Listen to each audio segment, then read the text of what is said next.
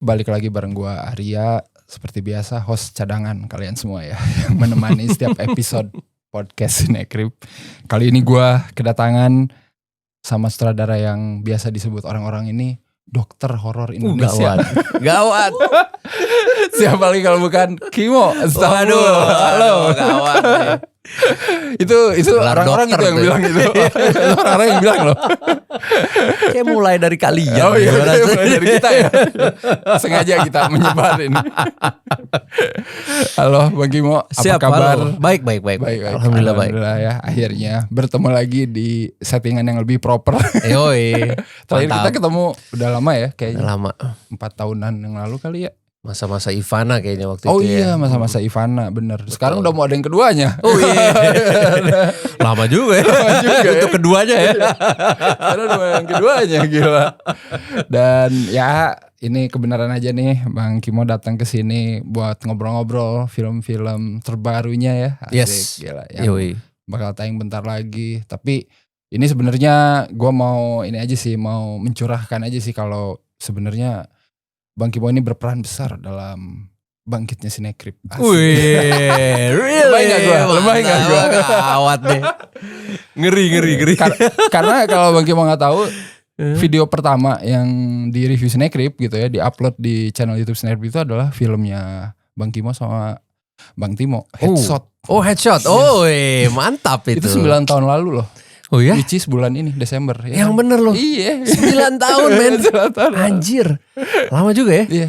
Itu yang memutuskan kita kayak oke, kita bikin film ini jadi review pertama Cinecrip gitu loh. Wih. Gila kan? 9 Gile tahun itu. lalu men. Gila, 9 iya. tahun yang lalu tuh Udah ya. lama banget. Zaman masih beginilah. Apa ini? 6-7. Oh iya. Tidak stabil ya. Tidak stabil. Dan sekarang fast forward, gila. Udah 9 tahun kemudian. 9 tahun kemudian film-film Bang Kimo dan Bang Timo juga masih menghiasi gila layar Iya, alhamdulillah. kaca layar lebar ya. Alhamdulillah. Alhamdulillah. Ini gimana nih perasaannya setelah 9 tahun kemudian? Gue cuma pengen tahu aja. Wah, lumayan ya. Gila lo kalau kita tarik di Headshot tuh. Itu lumayan banyak ya, banyak perubahan gitu ya. Dari segi macam-macam ya, sekarang Timo udah jadi director Hollywood ya Tim. Waduh, ya. iya. Gawat, gue ditinggalin bro. Udah nggak mau pulang ke sini ya? Selesai udah. Udah selesai. Nggak tahu deh. Siapa tahu Timo balik lagi kan. Yang jelas sih gue sama Timo definitely masih berhubungan gitu ya, Yes, masih yes. lumayan dekat. Dan ya setelah si Headshot sih kita banyak berkarya. Si Timo kemana, gue sendiri juga gitu, banyak mencoba berkarya lah dengan genre yang gue suka gitu, horor gitu ya. Yes. Sebenarnya action gue suka juga gitu. Nah saat ini gue juga lagi produce satu action buat salah satu platform. Semoga tahun depan, belum bisa gue reveal sih, tapi it's a good action. Oke. Ini Semoga ya. Gue produce action udah Headshot, terus Night Come For Us. Nah kali ini satu lagi, nah ini gue sendiri sih. Oke. Kalau Night Come For Us kan bareng Netflix tuh. Nah ini ya supaya untuk platform juga gitu Untuk ya. platform juga. Oke, menarik juga ya. Lumayan. Nah, Nah, tapi sebenarnya kalau di runut sih emang kayaknya Bang Kimo horror minded ya. Bener gak sih? Kalau Bang Timo kayaknya action minded gitu ya. Cuman itu sebenarnya gimana ya? tuh? Saat ini kan emang bisa dibilang 3 sampai 4 tahun terakhir gitu ya, yang memang genre yang digandrungi kan itu ya. Yes, benar-benar. Dan genre itu nggak pernah mati sih. Yes, betul. Genre itu tetap selalu ada. Dan emang kebetulan gue suka juga gitu ya, why not lah gitu. Tapi ada sih satu titik di mana gue kayaknya gue merasa gitu ya, gue harus move on ke genre lain. At least mencobalah. Yaitu gue sekarang udah mulai produce lagi. Insya Allah tahun depan akan keluar filmnya. Hopefully tahun depan kalau gue bisa produce, kalau dikasih kesempatan produce, gue akan produce something yang bukan horor gitu. Oke. Tapi tetap harus ada tegangnya, harus ada darahnya. Ada darah mesti bro. Gitu. Tapi mungkin dari segi genre bisa sub genre horor ataupun bukan gitu. Kemarin juga kebetulan kita bikin buat Netflix kan Abadi dan Jaya juga kan itu sebenarnya horor tapi dengan subgenrenya zombie gitu kan. Benar.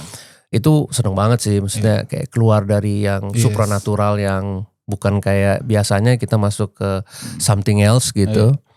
Seru sih gitu loh. Jadi gue kayak ngerasa kayak kayaknya nih gue harus bikin sesuatu yang another different nih tahun depan gitu. Fun banget sih. Lumayan. Iya, bersenang-senang lah gitu. Bersenang-senang gitu. Iya. Ini tapi kalau mau gua tarik ke belakangnya kayaknya gua nonton semuanya loh filmnya Bang Kimo sampai detik ini. Serius ini kalau gua lihat ya. Even Bang Kimo sebagai cameo di Pintu Terlarang juga. Wih, gawat men. Udah coba, sekali aja coba ada yang tahu enggak? Coba ada yang tahu enggak? Sekali aja cukup gitu. Gua kayaknya emang bagus di belakang kamera, gue depan kamera nih gak jelas bro. Seingat gue ya, mungkin pertama gue inget banget Bang Kimo bikin horor yang waktu itu mind blowing ini kali ya, Ratu Ilmu Hitam kali ya. Wah gila. One of my favorite tuh. Itu gila. Karena santetan duniawi ya. Itu. Gue dikasih kesempatan banget sih, alhamdulillah sama Pak Sunil gitu ya untuk mencoba berkarya dengan kolaborasi sama Joko juga gitu. Jadi gue sesama teman, jadi gue seneng banget gitu. Dynamicnya enak lah gitu, kolaborasi sama dia. Dan ya itu sesuatu yang ya Pak Sunil juga ngasih kebebasan gue untuk kayak oke nih terserah deh lo mau bikinnya kayak gimana ya tuh, pokoknya bikin something yang yang beda nih. Oke, siapa gitu ya, apalagi dengan Joko nulis gitu ya, jadi gue bisa apa ya, bukan bereksperimen tapi mencoba untuk bikin sesuatu yang lama itu menjadi something yang ya semoga bisa fresh dan sebenarnya sih another universe sih gitu ya. Dan ya sama halnya dengan apa yang gue lakukan di MD juga sih. Iya benar. Gitu. Soalnya yang gue tahu setelah itu kan barulah gila Bang Kimo menjadi dokter horor Indonesia. Itu gue bukan self proclaim loh bro, guys. Ini kata orang-orang. Gue bukan self proclaim.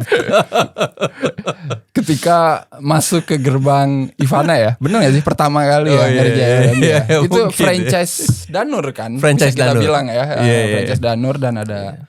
Ya bukan spin-off ya, mungkin masih satu universe aja kali ya. Ya sebenarnya ya mungkin masih di universe-nya Risa Saraswati. Universe-nya Risa Saraswati. Jadi yang dia create apa, nah sebenarnya sih ada cerita Ivana kan di Danur juga kan. Tapi bukan Ivananya tapi adiknya ya kalau nggak salah ya. Ya itu gue ngambil Ivananya gitu. Which is gak tahu deh itu hitungannya spin-off apa bukan? Iya benar, itu salah satu film di franchise Danur yang gue suka banget sih, Ivana gitu. Somehow setting lebaran gitu kan, terus ada yang dipenggal-penggal itu kayak unexpected gitu. Iya. Kenapa itu nggak tayang di lebaran ya? Harusnya di mana itu tayangnya pas lebaran. Wah belum tahu nih gitu. Itu tayangnya kapan deh. Tapi gimana rasanya ya, maksudnya itu kan berarti Bang Kimo masuk ke sebuah franchise yang emang udah established gitu. Terus datang dengan ya ini gue gitu dengan film-film yang udah gue bikin, gimana nih untuk menyesuaikan biar franchise ini bisa tetap berkembang lagi tapi tetap ada gaya guanya gitu ya. Ya itu lagi juga dari para produser ya di MD gitu yang bisa convince dengan ide yang ini kita harus bikin sesuatu yang beda dengan Danur supaya kita bisa reach another audience yang kita belum tap in gitu ya. Harapannya kan bisa dari penonton Danur nonton dan juga dari yang film yang menyukai horor yang agak edgy nonton juga gitu kan. Nah mungkin idenya dari situ gitu dan ya alhamdulillah lumayan oke gitu kan dari segi penjualan juga oke. Pada saat itu juga cukup dibicarakan gitu ya, jadi ya semoga ya maksudnya akan ada lagi yang keduanya. Bukannya memang ada lagi. Iya. Udah syuting ya. Iya sih. Gue pasti nungguin. Oh ini pasti akan ada lagi. Bener-bener. Yes. Tapi selanjutnya itu berarti nanti tahun depan atau udah ada bocoran kapan? Tahun depan. Tahun 2026 tapi kita belum tahu kapan. Sekarang lagi masa postnya karena kita baru banget rap beberapa minggu yang lalu bisa dibilang. Ivana 2 dan ya semoga seperti halnya Janur Ireng kita coba elevate dari Seudino gitu. Benar. Nah ini juga nih menariknya karena Seudino, Janur Ireng tuh masih di universe-nya Simple Man ya. Masih juga kan universe. berarti Not so simple man. not guys. so simple. Not so simple. BTW gue udah pernah ketemu Simple Man guys, pasti kan gak akan tahu orangnya yang mana. Udah ada tuh orangnya tuh misteri. Katanya nggak boleh foto bareng gue gitu. Gue ketemu itu. Padahal foto-foto aja. Foto aja. Kan nggak tahu dia dia siapa gitu kan. Kecuali lu kasih tag gitu. Nah itu baru. Nah ini franchise yang menarik lagi nih ya. Maksudnya universe Simple Man masuknya dari Seudino kan pasti. Yoi. Setelah sebelumnya ada KKN kan yang emang hit banget gitu. Yoi. Itu gimana tuh bebannya? Ini kan franchise yang besar berarti. Yoi. Ya, jadi dari Seudino, apalagi yang waktu kita mencoba Seudino ya, kita ngelihat keberhasilan Ivana dalam sebuah konsep yang sedikit edgy. Cuman sedangkan KKN tuh bukan gitu loh, bukan satu film yang edgy kan. Dia kan satu film yang benar-benar menceritakan drama, semua orang bisa menikmati seperti Badara Wuhi gitu. Jadi untuk ngarah ke sana berhati-hati gitu. Cuman pas gue lihat materinya, Pak ini nggak bisa Pak. Maksudnya ini harus sesuatu yang palingnya sedikit edgy lah gitu. Tapi waktu dulu tuh memang arahannya ya jangan too much kayak, bukan too much, jangan kayak terlalu se-edgy Ivana deh gitu. Harus di tengah-tengah. Produsernya ngomong gitu, oke, kita coba cari jalan tengahnya ya. Cuman menurut saya kalau we wanna go this treatment ya harus something yang tetap sedikit edgy dulu lah. Kita coba kasih aja dulu gitu. Oh iya, sama juga pertimbangannya waktu itu karena lebaran gitu ya. Oh iya benar. Kayaknya waktu itu mereka waktu kita sebelum green light banget tuh, itu udah dibilangin bahwa oh this is gonna be lebaran. Oke, waktu itu lebaran juga mikirnya oke, ini kayaknya lu jangan terlalu too much karena hopefully bisa lebih banyak penonton gitu kan. Jadi harus jangan terlalu yang segmented banget gitu. Oke, ya negosiasi akhirnya treatmentnya segitu aja. Gitu, segitu dan oke. Kayaknya tapi sebenarnya bukunya kan lebih panjang dan lebih dalam lagi lah gitu ya. Kita harus make it simple, menjadi beneran simple man gitu ya. Simple yang tidak simple ya. Simple yang tidak simple gitu. Maksudnya paling tidak orang bisa menikmati lah ataupun mengikuti ceritanya dengan oke, gue ngerti nih gitu. Karena kalau buku kan sesuatu yang lo harus mendalami gitu. Nggak apa-apa kalau di buku ya simple man gitu ya. Not so simple gak apa-apa gitu. It's okay karena di buku jadi lu punya waktu. Nah ini kita cuma punya waktu ya 100 110 menit sampai 120. Kalau lebih dari itu ya agak-agak 50-50 gue sih. Cuman ya intinya adalah kita harus bikin se-mainstream mungkin tapi masih ada edgy-nya gitu. Benar-benar. Nah begitulah. Nah akhirnya lahirlah Seudino gitu. Nah terus setelah lanjut Seudino beberapa tahun kemudian ditanya nih ada buku satu lagi nih dari Simple Man Not So Simple gitu kan. Nih bro, ini gimana nih Janur Ireng gitu. Nah itulah ditawarin nih, Kim lu mau gak pegang Janur Ireng ini gitu. Oke. Prequel ya berarti statusnya ya. Ceritanya memang bukunya itu menceritakan kenapa Della bisa disantet Seudino ini, santet Seudino ini gitu. Tapi kan ngomongin persantetan Bang Kimo emang udah ini ya, menguasai kali ya. Dari ada judul-judul lain yang ada hubungan dengan santet ternyata ya. Gue inget banget series bikinan Kimo yang gue suka Teluh Darah. Itu gue nonton sama istri gue, seru sekali men. Tiap akhir episode tuh si ini nih bangke nih pasti nih si ini nih. Teluh Darah sih ya itu yang lumayan belajar santet banget. Gue tuh di situ ya, pasti. Gue tahu pasti paham banget nih santet nyantet. Lumayan dalam tuh karena researchnya kan harus banyak tahu gitu. Jadi kita harus beneran mendalami dikit gitu. Pemanasan ya kayaknya ya itu. Pemanasan. Cuman memang kalau lo perhatiin gitu ya antara cerita Seudino ataupun Janur Ireng itu mempunyai DNA santet. Sebenarnya DNA sama gitu dari areanya gitu, Banyuwangi gitu ya. Iya benar, Banyuwangi selalu. Cuman Jawa Timur gitu ya. Itu sesuatu yang beda gitu ya. Kalau pokoknya secara treatment dari cerita pun itu agak beda lah. Iya. Gitu. Jadi bukan hal yang sama sih gitu. Kalau Telur Darah ya lo udah nonton ya itu lumayan researchnya gue lumayan dalam tuh gitu. Oke nih sampai ngobrol-ngobrol juga gitu ya sama yang suka melakukannya gitu ya. Jadi lumayan dalam lah waktu Telur Darah. Nah kalau Seudino tuh another different level lah. Beda gitu ya. Ini benar. ceritanya agak berbeda gitu. Tapi kalau gue lihat sekilasnya dari trailer Janur Ireng aja kan di sini kayak akan ada banyak kirim-kiriman gitu ya. Kalau gue lihat dari trailernya doang ya. Ini BTW balik lagi gue belum pernah baca ya bukunya. Oke. Gitu ya. Ini asumsi gue ketika lihat trailernya. Kalau dalam bukunya banyak sih kirim-kirimannya. Cuman kan kita kan namanya film ya harus adaptasi. Cuma bisa 90 menit gimana. Itu gimana tuh mencari sebuah keunikan lagi gitu dalam mengirim santet ada sulit sulit nggak gue pengen tahu karena film Indonesia itu banyak banget yang persantetan gitu. Betul banget karena kan kita harus ngambil sesuatu yang berbeda gitu. Nah cuman sebenarnya di balik santet itu kan yang menarik adalah ceritanya gitu. Cerita ini kenapa sih keluarga ini seperti ini dan segala macam gitu.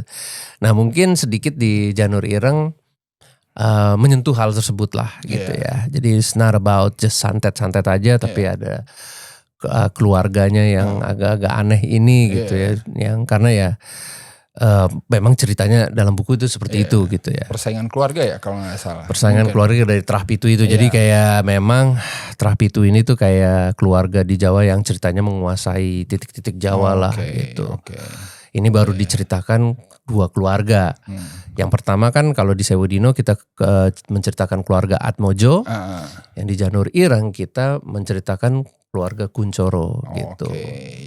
Walaupun di Janur Ireng ini kita perkenalkan sedikit nih ada keluarga-keluarga lain. Gitu. Iya. Ini kayak Freemason kali ya kalau gawat tuh. Penguasa dibalik ini semua. Kalau yang sebelah kan ada 9. Ini sebelah sini baru 7 di Terah. Aduh. Ditambahin binatang tuh lagi. Iya. Menarik ya. Ya tapi ya gue gak tahu ya. Ini secara treatment tuh gue kalau nonton film-filmnya Bang Kimo ya selalu suka gitu ya ngelihat gimana penggambaran gitu kesakitan. Itu kadang nyari-nyari kayak gitu inspirasinya dari mana sih? Gue suka penasaran. Iya tuh gue juga bingung ya tiba-tiba aja gitu keluar gitu. Ini kayaknya harus bisa lebih diginiin deh gitu. Kalau udah kayak gitu ya tim di belakang gue tuh kayak oke, bentar ya Pak ya. Ini kayaknya harus begini nih gitu. Di ini aja diluapkan dulu aja. Iya diluapkan dulu kita bisa sejauh apa nih gitu.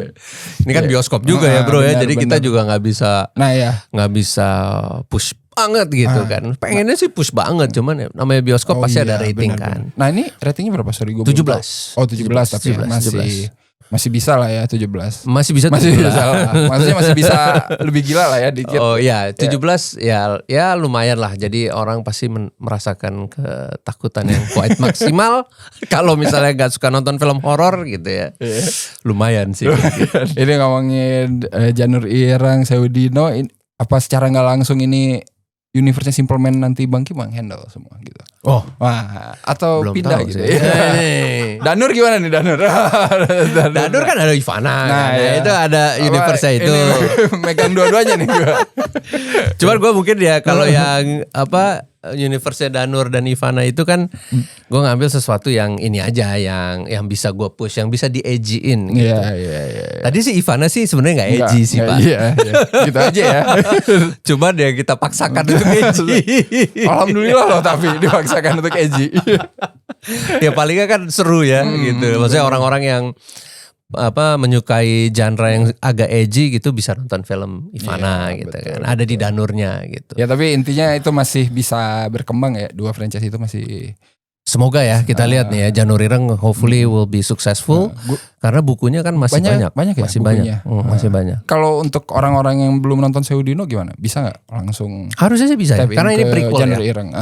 Karena ini prequel jadi saya rasa mereka akan nonton seperti nonton film biasa dulu and then ternyata gitu. Oke. Oh ternyata itu tuh gitu. Maksudnya itu sesuatu yang orang sangat bisa kok nonton gitu loh. Maksudnya dia nggak akan merasa kayak tuh jadi itu maksudnya apa ya? Nggak ada kayak gitu. Iya. Tidak terlalu banyak teka-teki lah ya. Karena bukan kuis guys, ini film. Ini film. Orang gitu kan biasanya. Yoi. Gampang ketebak ya. Terlalu banyak nonton kuis. Yes. Tapi ngomongin franchise yang seru ini gitu ya, Simple Man, Danur, kan yang gue inget sih beberapa creature-nya suka menarik ya. Bahkan gue suka creature yang lu bikin bang di Jalangkung Sandekala. Itu gue inget tuh. Ya maksudnya kayak ya menurut gue itu sesuatu yang refreshing sih gitu ya. Terus di Seudino ada apa ya itu sebutnya setengah kuyang atau gimana? Gue bingung. Sangar turi sebenarnya. Sangar turi. Sangar turi. Itu kayak hibrid gitu ya. Maksudnya kan kalau kuyang kepala doang ini sampai sini gitu kan. Itu ada di bukunya sih maksudnya itu ya itu gitu. Menarik sih. Iya, maksudnya divisualkannya dengan menarik. Janur sendiri gimana nih? Ada hal yang menarik juga enggak? Ada. Ya definitely Sangar turi will Sangar be turi back. bakal balik lagi. Tapi kalau di bukunya itu namanya Bokolono. Jadi kalau misalnya di mana di setiap keluarga itu ada ingonnya, berarti ada kayak peliharaannya lah. Yang either menjaga ataupun menjadikan senjata apapun itu. Nah di setiap keluarga di Trahpit itu ada satu-satu. Gitu. Nah di Karsa di Atmojo itu si Sangar Turi ini. Gitu. Terus di di keluarga Atmojo itu namanya Bokolono. Oke. Bokolono itu makhluk yang lumayan besar dan bertanduk gitu deh. Jadi tiap keluarga beda-beda lah ya. Beda-beda senjatanya, creature-nya. Jadi itu yang di dalam ceritanya tuh seperti itu sih. Seru nih, bakal ada pertarungan para creature. Enggak gitu. Gue terlalu ini ya, Tapi menariknya tuh kalau lo ingat lagi Seudino, justru yang memegang si cucunya Karsa Atmojo itu, si Dela yang megang itu si Sangar Turi.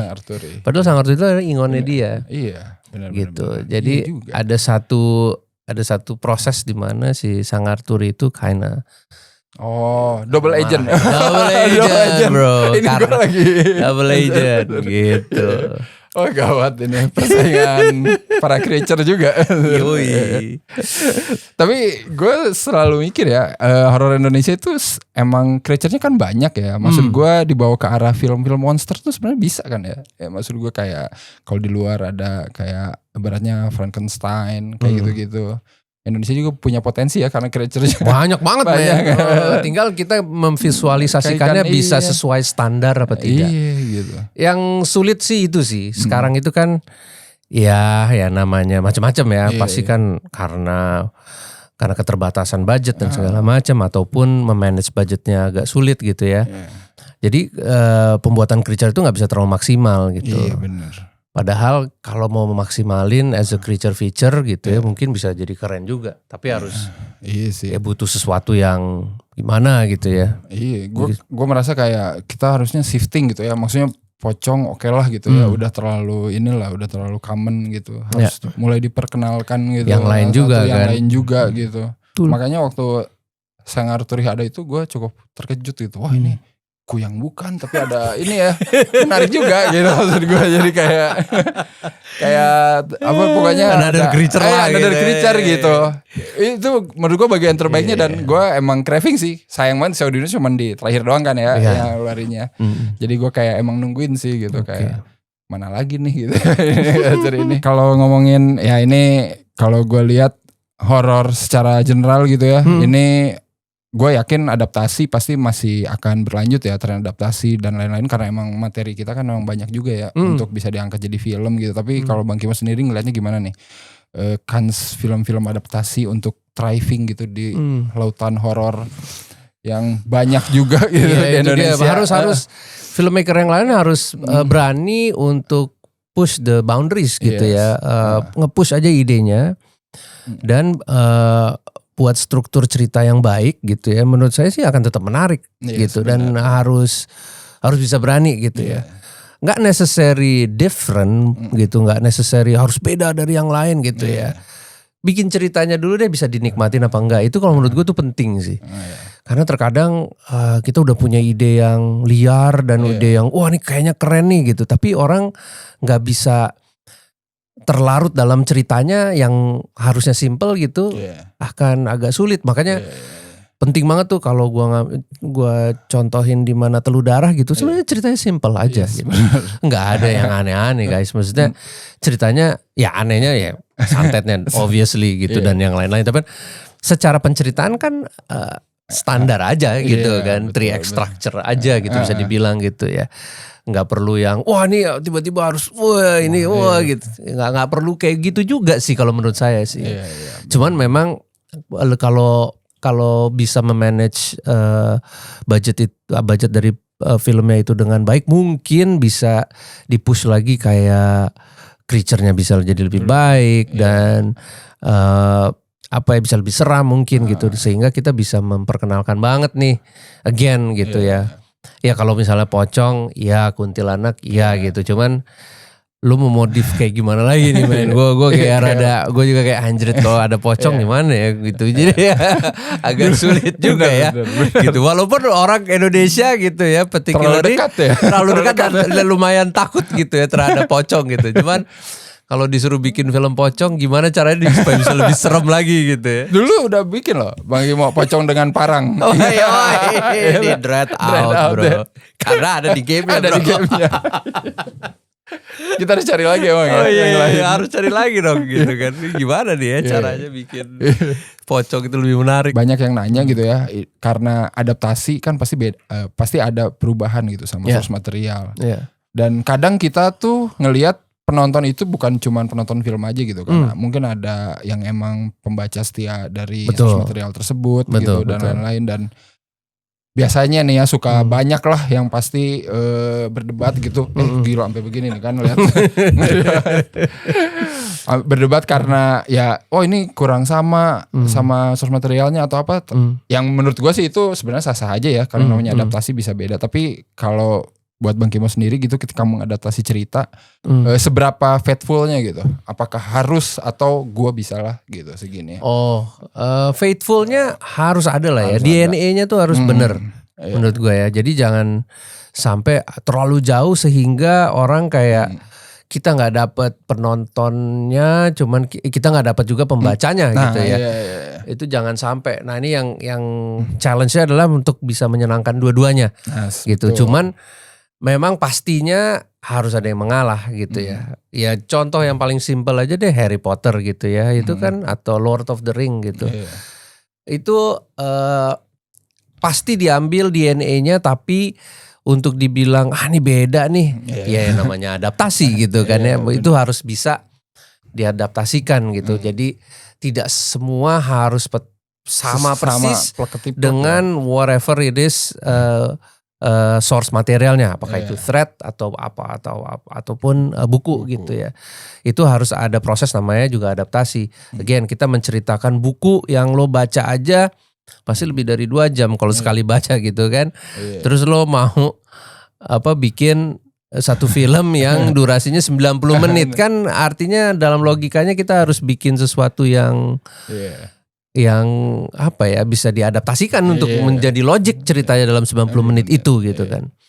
Nah hal itu pasti akan terjadi sih gitu. Dan kalau untuk Janur Ireng ya semoga DNA-nya tetap ada gitu ya. Tetap ada ya, gue I'm not saying that ini tiplek bukunya gitu ya. Enggak juga sih, ini adalah adaptasi. Jadi ya harus bisa sesuaikan dan orang juga harus bisa menikmati. Orang yang nggak baca bukunya juga harus bisa mengerti ceritanya. Oh ini ceritanya gitu ya gitu ya. Oke. Benar. Soalnya banyak penonton yang lu nggak ngerti ya, baca dong bukunya. Kan bingung gue kan mau nonton film ya. Mau nonton film bukan kan suruh baca buku. Makanya filmnya harus gue ngerti kok gitu. Ada kayak gitu soalnya gue suka bingung ya menonton. Sulit ada saja. Emang kalau penonton tuh begitu men. Tapi itu di seluruh dunia. Iya di seluruh dunia. Gue ngomong ini seluruh dunia. Jadi gak cuma di Indonesia doang kok. Jadi dimengerti. Jadi mengadaptasi sesuatu itu harus penuh kehati-hatian.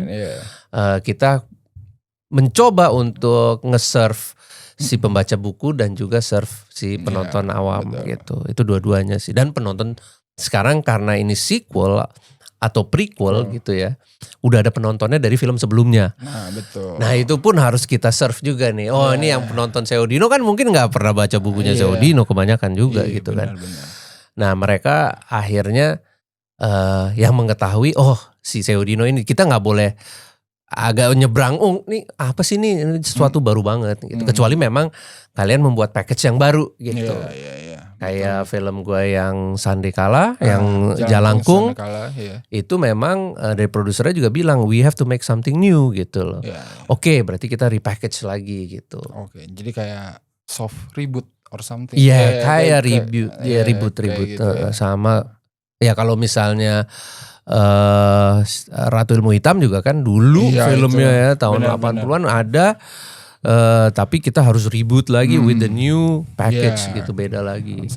Konsep baru. Betul. Suka yang kayak gimana? Soft reboot aja udah gitu.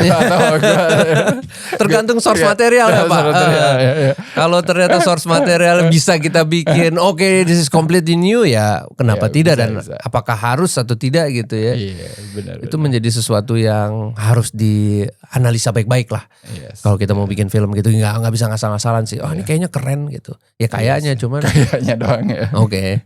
Lo harus research dulu beneran gak nih. Terus ngomongin ini nih, gue penasaran. Ini aktor yang balik lagi dari Seudino ada gue dari trailer ya, ada Rio Dewanto ya. Yes. Terus Martino Lio, bener. Dua itu doang kan?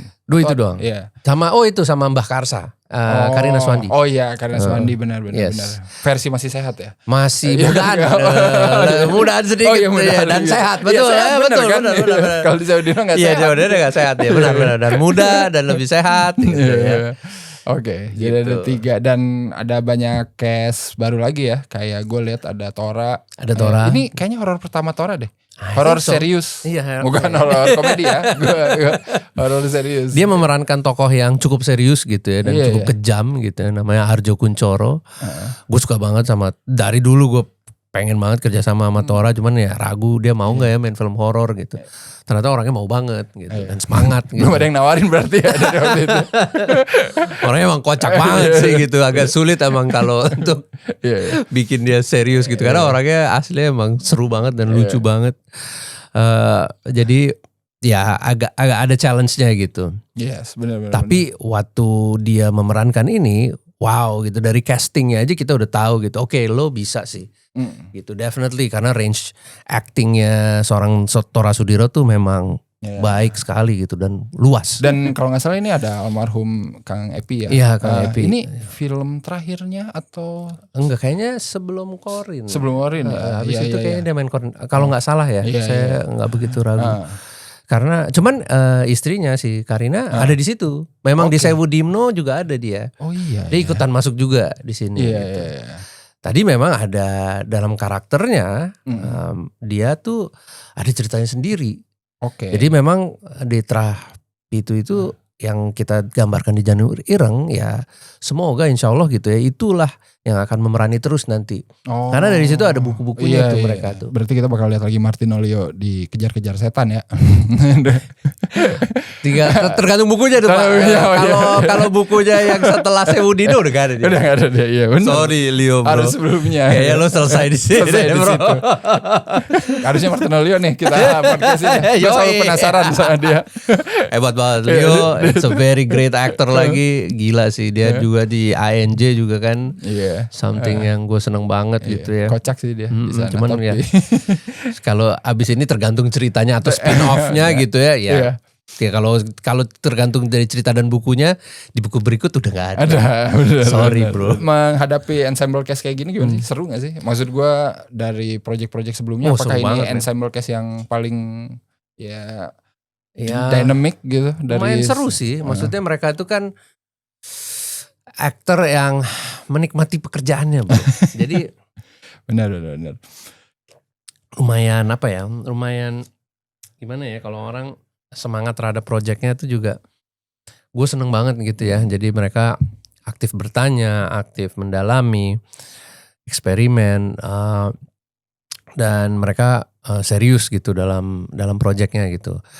Paling gak enak kalau misalnya aktor-aktor yang udah nggak tahu terus nggak ada passionnya gitu ya terhadap acting itu sendiri gitu, atau nggak ada interestnya terhadap karakternya, itu nggak enak sih. Nah, alhamdulillah gue dapet cast yang oke semua, yang mempunyai level itu gitu ya. Jadi semangat sih, and definitely it's always a challenge. Dan gue emang sukanya sambel sih kebanyakan. Kalau lo nonton film-film gue tuh rata-rata sambel cast gitu, yang bisa gue coba bermain sama mereka, dan mereka juga giving the best potential towards the character gitu ya. Nah itu tuh yang gue seneng sih gitu. Challenge always man, always a challenge. Apalagi ya itu gitu, kalau sama Tora kan pasti kocak banget gitu kan bro. Coba gitu. Kadang-kadang dia gue udah serius ya gitu. Kita udah ketawa aja. Tora pertama kali kan ya bekerja sama Bang Kimo? Gue pertama kali sama Tora, yes. Ya. Sisanya kan udah pernah kan di beberapa project sebelumnya. Siapa? Masalah kayak Martino, Leo lah. Iya, hampir semuanya Leo kan? sih udah, karena kalau Leo kan dulu di Seudino ada dia juga. Terus kalau ya Della ada di Seudino, Givina juga ada di Seudino. Oh iya, ada Givina juga di Janur Ireng, sorry. Jadi yang itu yang ada di Seudino dan ada di Janur adalah salah satunya si Givina juga. Tapi gue sekarang mau ngobrol lebih luas lagi nih, ngomongin film secara general gitu. Boleh dong. Dengan kebiasaan atau ya hobi Bang Kimo bikin horor gitu. Ya. Gue selalu penasaran, dalam tahun ini atau 2 tahun terakhir ada gak horor yang lu suka? Apapun itu, luar Indonesia.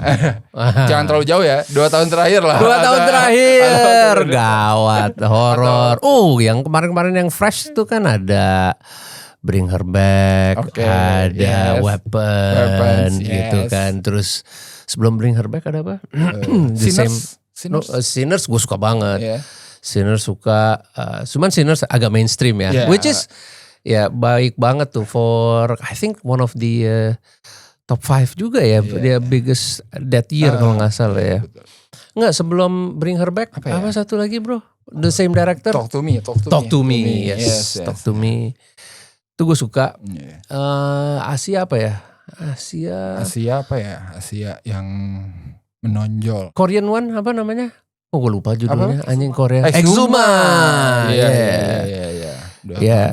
Exuma, that's cool. Gua rasa horor dalam beberapa tahun belakangan ini di luar gitu terutama mulai muncul yang baru-baru ya, maksudnya yang baru-baru dan juga sutradara-sutradara yang bisa dibilang ya bukan yang veteran gitu ya, masih ini juga.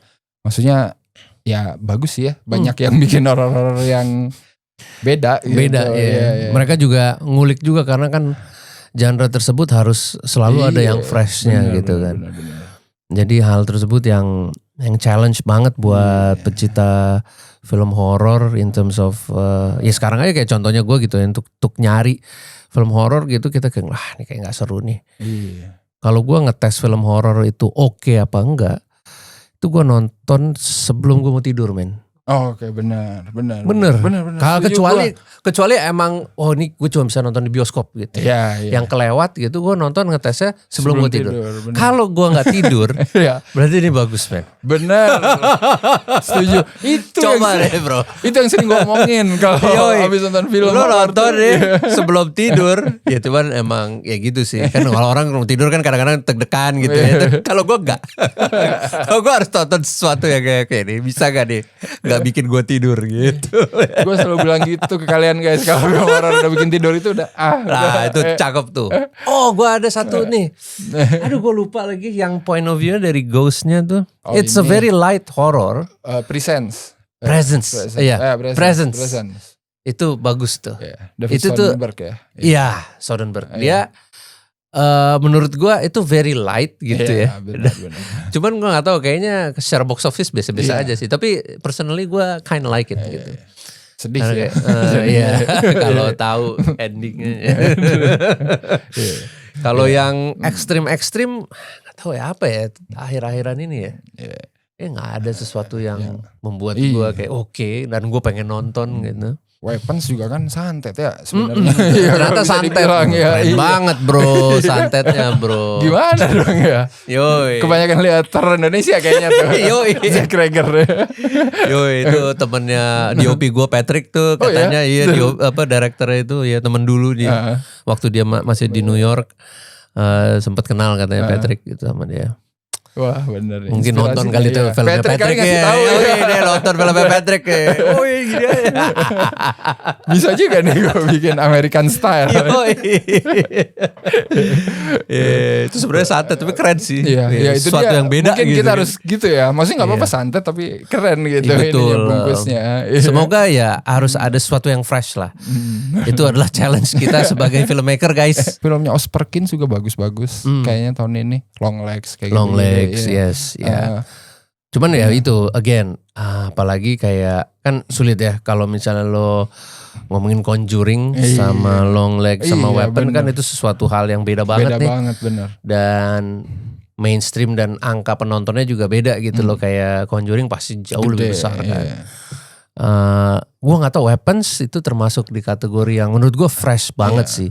Karena gue suka yang Barbarian juga kan. Iya Barbarian juga gue suka banget sih. Sesuatu hal yang wow gitu kan, kayak ini genre-nya bendingnya gila nih gitu, kemana aja Iya gitu. bener. Nextnya kan dia Resident Evil nanti. Iya, nah itu is a big franchise. Kita Iya, nggak tahu itu nih dia big mau bikin kayak franchise, gimana iya. tuh gitu kan. Horor kan juga ada yang versi blockbuster ya di sana Iya, juga gitu betul, kan. ha-ha. Ada yang blockbuster, ada yang indie gitu, ada Yes. yang Iya di tengah-tengah lah gitu kayak kan. Long Legs gitu kan Iya, di tengah-tengah. itu tengah-tengah. Smile, Ya, akhirnya Smile. jadi yang kedua jadi di tengah-tengah. Tengah-tengah naik dikit lah ya. ini, padahal kan yang pertamanya kan kayak wow, Iya. this is a very unique Yes, juga gitu, benar, termasuk benar, satu kategori yang menurut gue unik ya, Mm-mm. gitu nggak terlalu mainstream tapi bisa dapat penonton yang lumayan banyak. Itu film-film horor belakangan ini gitu. Hmm. Kalau nonton film Indonesia sendiri apa aja lah selain horor, ada nggak yang berbekas gitu Oh. di otak?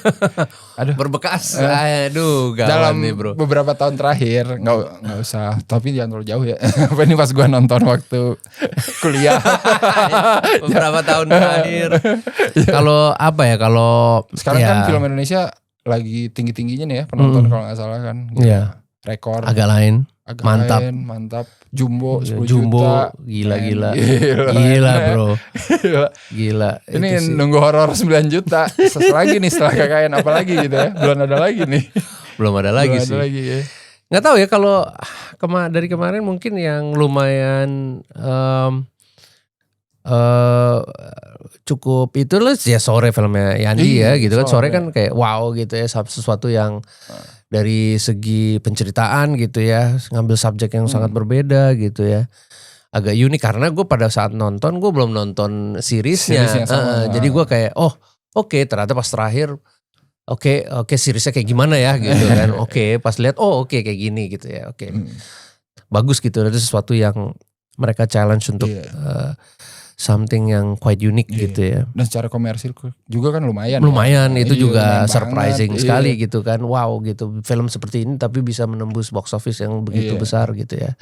Keren sih kalau menurut gue itu, dan hopefully banyak juga film-film yang seperti itu gitu ya, berani beda dan bisa mendapatkan penonton mainstream. Yes, gitu. betul sih. Setuju Itu ya, itu yang di kepala gue bro ya. Tapi yang lain apa ya kalau film Indonesia ya? Agak lain. Agak lain. Yang kedua jujur gue belum nonton belum bro. nonton, iya. Sorry Nas. Jadi nanti ntar kan lu udah banyak penonton. Masih Nungguin- rame bro. Gue gak suka nonton terlalu rame. Masih penuh ya. Masih Gua penuh nanti pengen kalau udah sendiri. dikit-dikit. Ntar gue nonton bro, bener. Terus apa lagi ya? Apa ya, banyak. Sebenarnya potensi tuh filmnya si Anggi Nun tuh. Oh. Dia mau yang thriller dulu tuh apa Oh namanya? ini Tebusan Dosa. Tebusan bukan? Dosa, is it? Iya, iya. Bener, Tebusan Dosa ya. Sebenarnya itu iya hampir Ya, sama. sama. I kinda like in terms of the thriller. Iya. Emang sih itu bukan sebuah film yang mainstream for Indonesian. Iya benar. Untuk orang Indonesia tuh nggak mainstream. Padahal itu film kalau misalnya lo taruh di Korea, Iya, lo kayak- taruh di US gitu, itu sangat mainstream sekali gitu kan. Benar benar. Itu gue sih cukup wow keren ya, sampai Edi produsernya kebetulan sama Anggi juga kan kenal gitu. Gue langsung WhatsApp itu, wah gila keren nih film lo nih, semoga berhasil gitu. Ya ternyata mungkin orang Indonesia belum siap Masih, ya, iya. untuk menerima sebuah thriller gitu. Padahal gue Iya. pengen ada genre lain gitu ya, Iya. mulai membuka jalan gitu. Bener. Gitu ya kayak alhamdulillah si INJ cukup berhasil gitu ya. Kita udah dapat datanya juga dari Netflix gitu ya. Fix berarti ya film keduanya. Gue belum bisa jawab Mas. Bener gue belum bisa jawab. Tapi data sudah berbicara kayaknya nih. Aduh semoga ya. Kita belum tahu sih ke depannya seperti apa. Bener-bener. Tapi bener sih thriller kayaknya agak susah ya. Agak sulit. Kenapa ya? Gak ngerti gue. Bingung. Kan Bang Kimo dari dulu nih ya bikin thriller ya. Itu kenapa nih? Ada perbedaan gak sampai tahun ini gitu ya? Iya agak gimana ya? Agak sulit gitu ya. Nggak tahu kenapa mungkin belum ada satu cerita yang benar-benar bisa captive Indonesian audience sampai sebegitunya terhadap sebuah genre thriller ini gitu ya. Yang paling dekat, yang paling berhasil menurut gue si Joko. Iya. Thrillernya. Perempuan Tanah Jahanam menurut gue itu kan thriller kan. Itu unik, beda banget gitu. Ada supranaturalnya tapi bukan jadi utamanya sebagai ghost yang menyerang gitu kan. Which is cool banget gitu. Cuman itu aja. Yang belum ada bro. Gitu. Kalau Pengabdi Setan juga kan itu uniquely gitu ya. Uniquely ya thriller gitu ya. Tapi that's nggak tahu sih, nggak ada hantunya kan kita di Siksa Kubur Siksa kubur ya. Siksa Kubur maaf. Siksa Kubur tuh sebenarnya kan bukan kan atau nggak masuk kategori itu kan? Benar. Bukan pure thriller gitu. Kalau yang kita nonton Tebusan Dosa kan kind of thriller kan itu thriller aja nih, ada pembunuh, ada psikonya gitu. Kan. Kenapa ya? Nah itu yang itu is a big challenge aja gitu. Mungkin harus lebih banyak kita introduce dan lebih audiens tuh bisa nonton terus pengen tahu gimana sih ini akhirannya gitu ya. Iya, padahal kan manusia lebih serem ya dari setan. Iya, ini banget bro. Bisa bikin jadi zombie. Iya. Itu gara-gara manusia juga. Itu ya. Asli kan, kenapa sih kalian tahunya sama setan? Tapi kalau setan kan semua orang pernah mengalami gitu. Kalau masuk gitu ya? Buka kamar gelap gitu, anjir serem nih gue. Gitu. Pengalaman kolektif ya semua. Iya. Jadi orang bisa lebih deket gitu sama ketakutan itu. Benar ya. Ya ini harus diuji terus nih ya. Yoi men. Harus diuji terus. Harus. Iya, ya gue tunggu aja lah trailer baru ya selanjutnya. Kalau ada. Semoga. Iya kayak Rumah Dara gitu misalkan ya. Rumah Dara itu subgenre horor bro. Iya, betul. Tapi horor in general ya. Iya. Jadi bukan horor supernatural tapi slasher gitu ya. Slasher juga kayaknya masih belum banyak juga ya. Belum banyak yang. Slashernya sekarang lebih ke horornya gitu ya. Maksudnya horor yang ada unsur slashernya. Gorinya. Ada unsur gorinya. Jadi gak yang pure slasher. Bukan pure slashernya ada orang bawa membunuh gitu kan, bukan itu gitu ya. Semoga sih akan berubah landscape-nya, paling enggak bervariatif. Jadi intinya adalah kita harus menghadirkan genre-genre yang bervariasi buat penonton bioskop gitu loh. Iya enggak sih? Karena kayaknya udah harus saatnya gitu. Jadi kalau horor boleh lo banyak horor tapi variasi dong subgenrenya gitu ya enggak sih? Bener. Jangan terlalu ghost supranatural aja gitu. Please lah. Tahun depan. Ayo dong guys. Ayo dong guys. Para produser berani dong. Gitu. Ini udah banyak sebenarnya idenya. Tinggal produsernya aja nih. Yoi. Oke. Seru banget nih. Ini terakhir nih sebelum kita menutup nih. Tapi kan sekarang penonton juga makin banyak ya Bang Kimo. Film Indonesia gila. Yoi, mantap. Dan lanskap aduh bentar ya ini apa ya ada spam selanjutnya ya. Dan sekarang kan banyak juga penonton yang udah manfaatkan platform masing-masing gitu ya untuk ngasih opini soal film-film ya mungkin beda lah kayak 9 tahun lalu kita bayangin gitu. 9 tahun yang lalu bro, lama banget. Dekade lalu gitu misalkan. Bang Kimo gimana tuh ngelihatnya? Banyak orang udah banyak ngeluarin opini di Letterboxd lah, di manapun lah gitu, di media sosial apapun gitu. Sebagai filmmaker yang dari dulu udah bikin film dan menerima banyak kritikan, ngelihat kultur kritikan yang sekarang gimana nih gitu, yang mungkin makin lebih gila lagi, lebih liar lagi gitu. Mungkin nggak terlalu beda jauh gitu ya secara perkembangan, cuman mungkin sekarang lebih banyak aja dan lebih banyak platform atau aplikasi pun web juga gitu ya yang menampilkan kritikan itu gitu. Cuman ya again bedanya satu lebih banyak. Cuman yang kedua yang masih sama dari dulu adalah kritik tapi nggak membangun gitu loh. Harusnya kan lo ngekritik boleh banget men, itu hak lo banget gitu.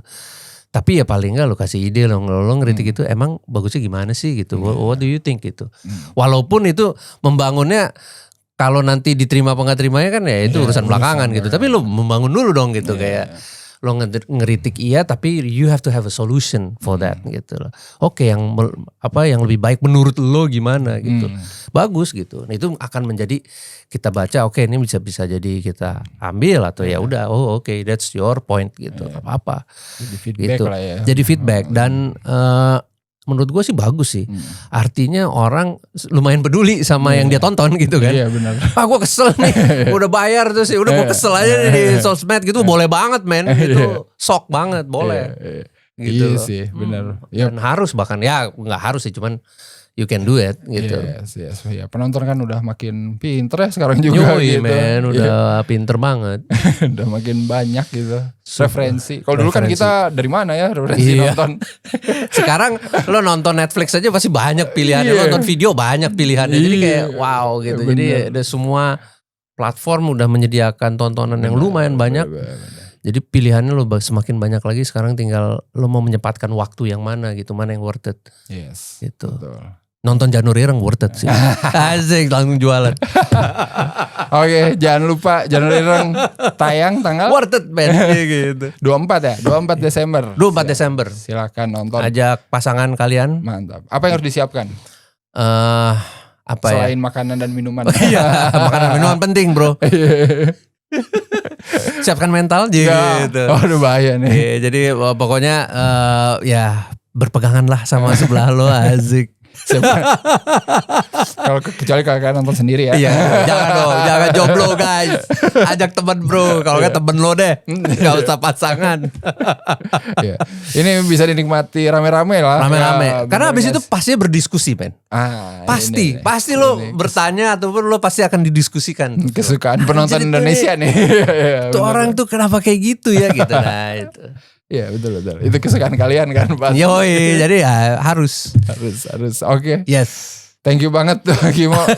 Siap. Buat ngobrol-ngobrol santainya gila. Semoga Janur Ireng banyak yang nonton lah pokoknya. Amin. Di bioskop ya. Amin. Dan kita tunggu universe. Iya. Simple Man yang not so simple. Not so simple itu. Iya. Keren tapi gila kadang-kadang men. Mas Simple Man nanti mau diundang gak kesini? Iya. Semua harus diundang. Yoi, ketik di komen. Ya, kita blur. Aja. Kita blur. Kita kotak-kotakin bro. Oke, kalau kayak gitu. Thank you banget Oke, sudah datang. Yes. Thank you ya. Thank you kita for ketemu lagi nanti di having me man. Yes. Oke, thank you juga udah nonton. Sampai ketemu lagi di episode podcast selanjutnya. Bye. Bye.